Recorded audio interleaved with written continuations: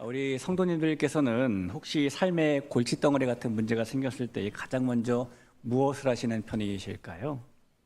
예를 들어서 누군가와 깊은 오해가 생겨서 억울하게 어려움을 당할 때, 아니면 이 눈에 넣어도 아프지 않은 자녀들이 눈물로 기도하는 바대로 따라주지 않고 자꾸만 엇나갈 때, 또 아니면 이 건강에 청천벽력 같은 적신호가 켜지거나 당장 눈앞에 물질적인 위기가 찾아와서 우리 가정을 흔들고 평안을 송두리째 빼앗아갈 때, 그럴 때 우리는 가장 먼저 어떤 반응을 보이게 해야 될까요? 아마도 그럴 때 많은 경우 우리는 그 문제를 마치 현미경으로 보듯이 들여다보면서 아주 작은 부분까지 확대해서 분석하기 시작할 것입니다. 이 문제가 도대체 왜 생겼을까? 이게 누구 때문일까? 내가 그때 왜 그랬을까? 이 마음의 렌즈를 우리의 고통의 순간에만 딱 고정해두고 조레기를 힘껏 당겨가지고 들여다보기 시작하는 것이죠. 그렇게 우리는 꼬리에 꼬리를 문 생각들로 밤잠을 설치게 될 것이고, 그 문제를 머릿속에서 키우고 또 키우게 될 것입니다. 이 평소에는 아무것도 아닌 작은 바람 소리도 홀로 남겨진 밤이 되면 폭풍소리처럼 크게 들려오기도 하잖아요. 그런 것처럼 현미경으로 들여다본 삶의 문제는 우리를 집어삼킬 만한 집채만한 파도로 변하기도 하고, 우리의 숨통을 조여오는 무거운 바위로 변하기도 하고, 그러면서 우리의 마음을 압도해버리기 때문입니다. 그렇게 현미경으로 문제를 보면서 문제를 크게 생각한 후에 우리가 하는 일은 아마도 그 다음으로는 마음속의 계산기를 꺼내서 두드릴 겁니다. 손가락을 아주 바쁘게 움직이면서 입은 피해를 산출하기 시작하는 것이죠. 이 문제 때문에 우리가 얼마나 큰 손해를 보았는지, 우리의 소중한 시간과 감정이 얼마나 무의미하게 낭비되었는지, 앞으로 우리의 상황이 얼마나 더 어렵게 꼬이게 될지를 치밀하게 따져보고 계산하는 겁니다. 그리고 그렇게 계산기를 두드려서 마은 마음속의 손익계산서가 완성되고 나면 우리 안에서 내려지는 자연스러운 결론은요, 왜 하필 나에게 이런 일이 일어나는 것일까? 내가 하나님을 얼마나 열심히 섬겼는데 이런 고난이 찾아오는 것일까? 왜 하나님께서는 지금처럼 다급한 이 타이밍에 침묵하시는 것일까라는 마음과 함께 밀려오는 억울함, 그리고 그로 인한 원망이 됩니다. 이렇게 눈앞에 펼쳐진 조건에 따라서 우리의 감정이 좌우되고 입술의 고백이 흔들리는 것이 연약한 사람인 우리에게 보여지는 아주 자연스러운 본능적인 반응이에요. 그런데 여러분, 우리는 오늘 성경 속에서 이런 자연스러운 본능적인 반응과는 전혀 다른 방식으로 삶의 골칫덩어리를 대면했던 바울의 모습을 만나게 됩니다. 이 바울이 마주했던 삶에도 소문만 들어도 가슴이 답답해지고 생각만 해도 머리가 지끈거리는 기가 막힌 골칫덩어리 같은 문제들이 많았어요. 하지만 그는 문제가 가득한 그 상황 속에서 우리 같으면 당장 현미경을 들이대고 낱낱이 시시비비를 가리며 분노했을 그 결정적인 순간에 억울함으로 인한 원망이 아닌 다른 반응을 먼저 선택합니다. 그가 반응한 이 다른 선택은 문제를 확대하는 현미경을 잠시 내려놓고 하나님의 은혜를 바라보기 시작하는 거예요. 오늘 감사절을 맞아서 우리는 바울의 그 특별하고도 은혜로운 반응을 통해서 우리가 하나님 나라를 살아가면서 반드시 가져야 할 영적인 이정표를 발견했으면 좋겠어요. 이 시간에 하나님께서 우리 모두에게 주시는 이 말씀을 통해서 우리 모두가 삶의 수많은 위기와 골칫덩어리 앞에서 현미경을 내려놓은 바울과 같은 반응을 보일 수 있도록 힘주시는 그 하나님의 음성에 귀 기울이는 시간 되기를 주님의 이름으로 축원합니다. 지난주에 이 시간에 우리는 바울이 고린도라는 도시에 처음 들어가는 장면을 살펴보았었죠. 이 바울이 아테네에서 기대했던 열매를 거두지 못한 채에 거대한 타락의 도시 고린도로 발걸음을 옮겨야만 됐는데요. 고린도에 가보니 그 도시는 음행과 우상숭배가 가득했던 곳이었고, 그래서 바울이 훗날 그때의 심정을 떠올리면서 내가 너희 가운데 거할 때, 내가 고린도에 있을 때 약하고 두려워하고 심히 떨었다라고 고백할 정도로 그의 마음을 짓눌렀던 도시가 고린도였습니다. 그러나 하나님께서는 그런 바울을 그냥 내버려 두지 않으셨죠. 하나님께서는 바울에게 아굴라와 브리스길라도 보내주셨고 실라와 디모데도 보내주셨고, 그리고 무엇보다도 두려워하지 말라, 내가 너와 함께한다라는 말씀으로 친히 찾아와 주시기도 하셨습니다. 그래서 그 은혜 가운데 힘을 얻은 이 바울이 무려 1년 6개월 동안 고린도에 머물면서 복음을 전할 수 있었잖아요. 그러면서 고린도에는 교회가 세워지게 됩니다. 아마도 바울은 하나님께서 주신 이 심령, 회복된 열정을 가지고 자신의 모든 것을 다하면서 이 고린도 교회 성도들을 가르치고 섬기고 돌봤을 겁니다. 그리고 그렇게 1년 6개월을 성심을 다해 보낸 바울이 이제는 고린도를 떠날 때가 되어서 에베소를 거쳐서 예루살렘을 거쳐서 자신을 파송했던 안디옥으로 돌아오게 되었습니다. 두 번째 전도 여정의 마침표를 찍은 거예요. 그러나 여러분, 두 번째 전도 여정의 마침표를 찍었지만은 이방인과 임금들과 이스라엘 자손들에게 주의 이름을 전하라는 사명을 향한 바울의 심장은 멈추지 않았어요. 그래서 바울이 지난 여정 동안에 감옥에 갇히기도 하고 매를 맞기도 하고 죽을 고비를 넘기기도 하고 거절당하고 무시당하고 그래서 몸과 마음이 만신창이가 되어서 안디옥으로 돌아왔지만은 이제 좀 푹 쉬어야 되겠다라고 생각한 것이 아니고요. 불과 몇 달, 길어야 채 1년이 안 되는 짧은 시간을 보낸 후에 다시 세 번째 전도 여정의 길을 출발하게 됩니다. 그것이 사도행전 18장에는 이렇게 묘사되어 있어요. 22절, 23절인데요. 가이사랴에 상륙하여 올라가 교회의 안부를 물은 후에 안디옥으로 내려가서 얼마 있다가 떠나라고 되어 있습니다. 이렇게 얼마간 머물렀다가 세 번째 전도 여정을 출발한 바울, 이 여정 때는 첫 번째로 갔었던 갈라디아 지역의 교회들을 방문한 후에 에베소란 도시에 가서 3년을 머물게 됩니다. 그런데 여러분, 이 에베소란 도시에서 3년을 머물 때에 바울에게 한 통의 편지가 날아오게 되었어요. 이 편지는 바로 얼마 전까지 그가 성심을 다해 돌보았던 고린도 교회로부터 온 것이었는데요. 이 바울에게 들려온 고린도 교회의 소식은 너무나 충격적이었습니다. 왜냐하면 그 편지의 내용 속에 지금 고린도 교회에서 일어나고 있는 각종 문제들이 가득했기 때문이에요. 그 속을 자세히 들여다보니까 바울이 떠난 후에 고린도 교회는 나는 바울 편이다, 나는 아볼로 편이다, 나는 베드로 편이다, 나는 그리스도 편이다 라고 서로 갈라져서 매일같이 싸워대고 있었고요. 성도들 간에는 서로를 세상 법정에 고소 고발하는 소송이 남발하고 있었고, 세상 사람들도 손가락질할 만한 음행의 문제가 교회 안에 가득했고, 뿐만 아니라 이런 성찬의 자리는 부자와 가난한 사람을 구분한 자리로 변해버렸고 은사는 자랑거리가 되었어요. 심지어 바울을 향해서는 그 사람이 사도가 정말 맞았느냐? 라고 바울이 하나님께 위임받은 권위를 의심하는 적대 세력까지 득세하게 되었습니다. 이 고린도 교회는 불과 몇 년 사이에 교회 안에서 문제가 있는 곳보다 문제 없는 곳을 찾기가 더 어려울 정도로 변해버린 겁니다. 여러분, 이 고린도 교회의 이런 소식을 들었을 때의 바울의 마음이 어땠을까요?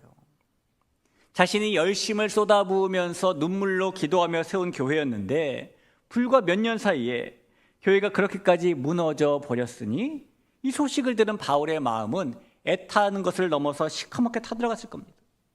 어쩌면 인간적으로는 성도들에 대한 배신감이 들었을지도 모르고 지난 세월이 억울하게 느껴졌을지도 모르죠.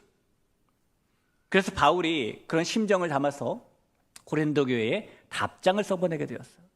그 답장이 바로 성경에 나오는 고린도 전서인 것입니다. 여러분, 만약에 우리가 이런 상황 속에서 고린도 교회에 답장을 써보내는 바울이라면 우리는 어떤 내용을 답장으로 써보낼까요?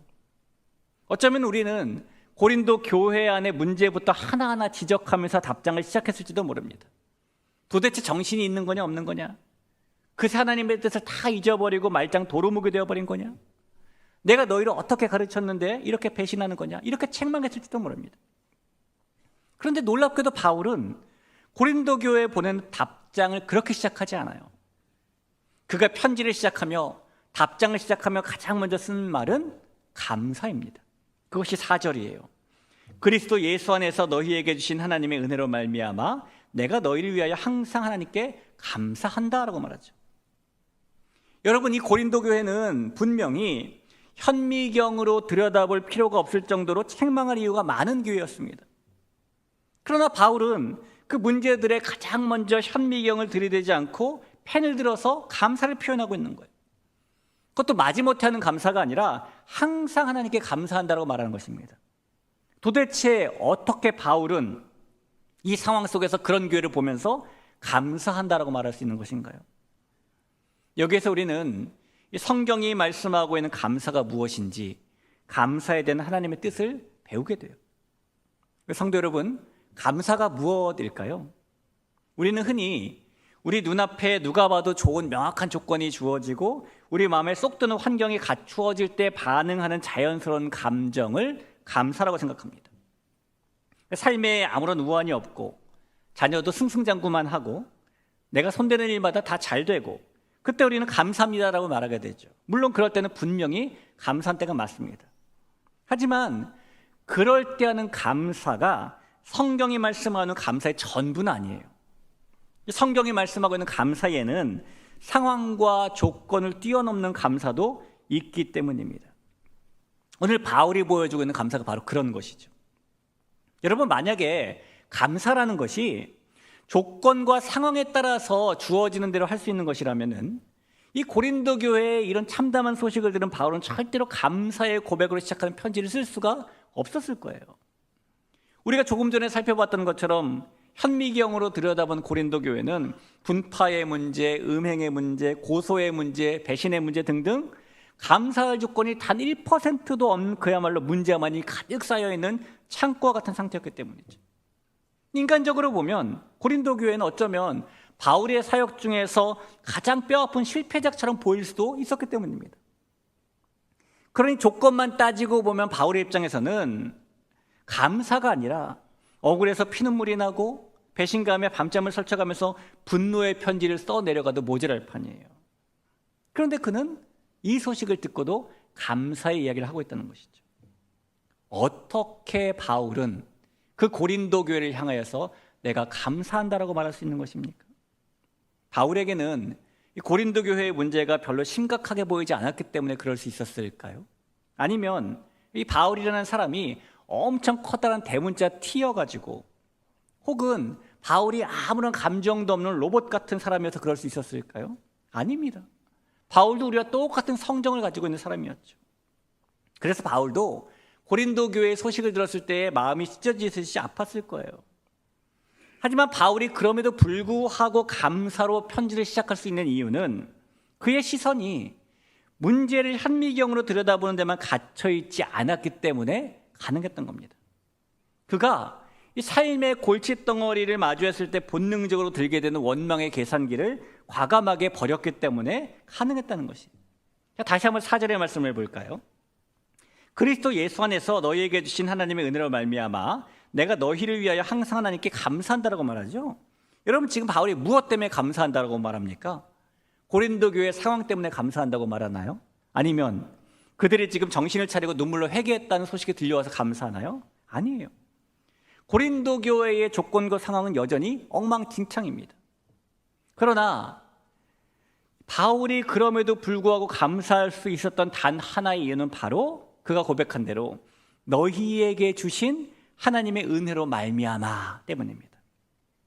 바울은 지금 매의 눈을 부릅뜨고 이 문제의 투성이인 고린도 교회를 보고 있는 것이 아니라 그 고린도 교회 성도들을 택하시고 은혜 베풀어 주셨던 하나님의 신실하심을 바라보고 있는 거예요.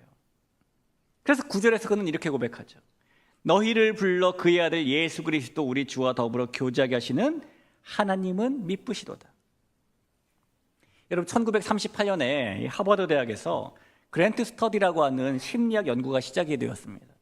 이 연구는요, 하버드 역사상 가장 탁월하다고 생각되는 268명을 선별해가지고 이들이 대학을 졸업한 후에 어떤 인생을 살았는지 무려 70년이 넘는 시간 동안 그들의 삶을 추적하며 조사한 연구였어요. 자, 그런데 이 피실험자 268명 모두가 세계 최고의 대학을 나온 사람들이잖아요. 그래서 기대하기는 모든 사람들이 탄탄대로의 인생을 살았을 것이라고 여겨졌습니다. 그러나 이 결과는 뜻밖이었어요. 왜냐하면 그들 중에는 장관이 되거나 아니면 세계적인 부자가 된 사람도 있었지만은 반면에 그들 중에 알코올 중독자가 되거나 인생의 실패자가 된 사람들도 수두룩했기 때문입니다. 그래서 이 70여 년이 넘는 방대한 연구의 결과를 보고 이 연구가 내린 결론이 이것이에요. 뭐냐면 인생의 행복과 성공을 결정짓는 것은 타고난 환경이나 조건이 아니라 살아가면서 만나는 수많은 고난과 골칫덩어리들을 어떤 시선과 어떤 태도로 반응하느냐에 달려있다. 이것이에요. 여러분, 여기에 오늘 감사절을 맞이한 우리가 반드시 붙잡아야 될 위대한 영적인 비밀이 숨겨져 있죠. 이 영적 비밀은 우리가 살아가는 인생도 똑같이 어떻게 보고 어떻게 반응하느냐가 매우 중요한 요소로 작동한다는 겁니다. 그리고 감사에 대한 원리도 마찬가지예요. 감사는 우리 삶의 조건과 환경에 따라 움직이는 수동적인 감정이 아닙니다. 감사는 지독하리만큼 우리를 괴롭히는 삶의 난관 속에서 눈을 들어서 하나님께서 우리 삶에 이미 베풀어 주셨던 은혜, 그리고 앞으로 베풀어 주실 그 신실하신 은혜를 기억해내고 바라보는 영적인 결단이에요. 바울은 지금 눈앞에 보이는 고린도 교회 문제들에 대해서 시시비비를 가리는 대신에 그 타락하고 소망 없는 고린도 땅에 찾아오셔서 은혜로 영혼들을 구원하시고 교회까지 세워주신 하나님의 사랑을 기억하는 겁니다. 비록 지금은 성도들이 흔들리고 교회가 위기를 만났지만 그들을 처음 부르시고 은혜를 주신 하나님께서 결코 포기하지 않으시고 결코 이 문제를 바로잡으셔서 끝까지 견고하게 세우실 것을 믿음의 눈으로 바라보고 있는 거예요. 그리고 그렇게 하나님의 신실하심을 바라보니 감사의 고백이 저절로 나올 수밖에 없는 것이죠. 사랑하는 성도 여러분, 조건이 채워져 사는 감사는 이 세상 어느 누구나 다 할 수 있는 감사예요. 그런데 이 조건이 채워져 사는 감사는 역설적에도 우리를 날마다 불안하게 만들죠. 왜냐하면 그 조건이 사라지면 감사도 신기루처럼 사라지게 되니까요. 하지만 성경이 말하는 진짜 감사는 상황과 조건에 따라서 나오는 것이 아니라 하나님의 신실하심을 바라보는 믿음에서 터져나오는 고백이라는 것입니다. 우리 눈앞의 현실은 여전히 숙제 같은 골칫덩어리로 가득 차 있고 우리가 들이댔던 현미경을 그 순간에 그러나 내려놓고 여전히 우리를 사랑하시고 우리의 삶을 붙드시고 우리를 승리케 하실 하나님을 바라보면 우리에게 고백이 나온다는 거예요. 어떤 고백이요? 감사의 고백이 나온다는 겁니다. 여러분, 혹시 저 여러분 중에 하나님 왜 하필 지금입니까? 왜 하필 나입니까? 왜 내 인생에 이런 지뢰밭 같은 상황을 주십니까? 라는 마음이 생길 정도의 문제를 만난 분들이 계시다면 그 낙심의 자리에서 이 과감하게 바울처럼 시선을 돌려서 우리에게 베풀어 주신 하나님의 신실하심을 바라보시길 바랍니다. 상황과 조건은 틀림없이 위기가 맞아요. 그렇지만 우리 삶을 향해 보여주시는 하나님의 사랑과 신실하심은 단 한 번도 변한 적이 없다는 사실을 우리가 마음으로 받아들이고 그것을 바라보자는 것입니다. 저와 여러분 모두가 그렇게 조건에 묶인 감사를 넘어서 어떤 상황 속에서도 하나님의 은혜를 바라보는 영적 시선을 가질 때에 우리는 바울처럼 감사의 고백을 하는 주인공이 될 수가 있을 거예요. 이 자리에는 우리 모두가 그런 하나님께서 원하시는 성경적인 감사의 주인공이 될 수 있기를 주의 이름을 축원합니다. 1620년에 영국에서 출항했던 메이플라워를 타고 신대륙에 도착한 사람들이 102명이죠. 그 102명 가운데 약 35명 남짓이 자기들의 신앙으로 목숨을 걸었던 청교도들이었습니다.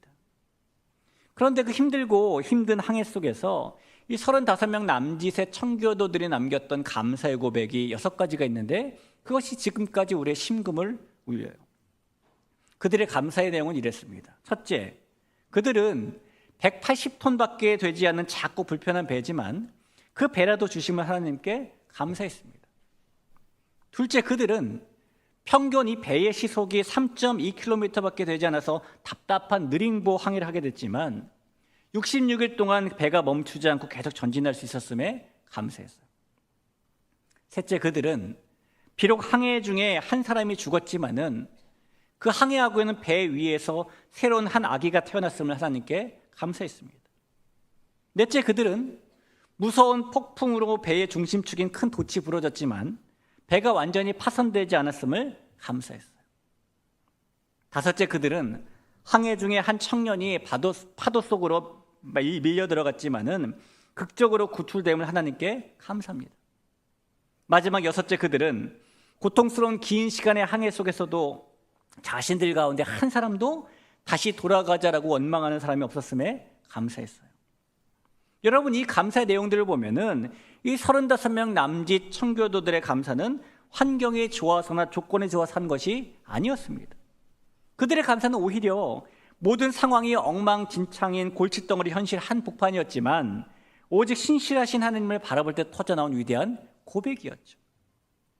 성도 여러분, 감사라는 것은 문제가 없을 때 하는 반응이 아닙니다. 감사라는 것은 문제가 있더라도 먼저 하나님의 은혜를 바라보는 시선이에요.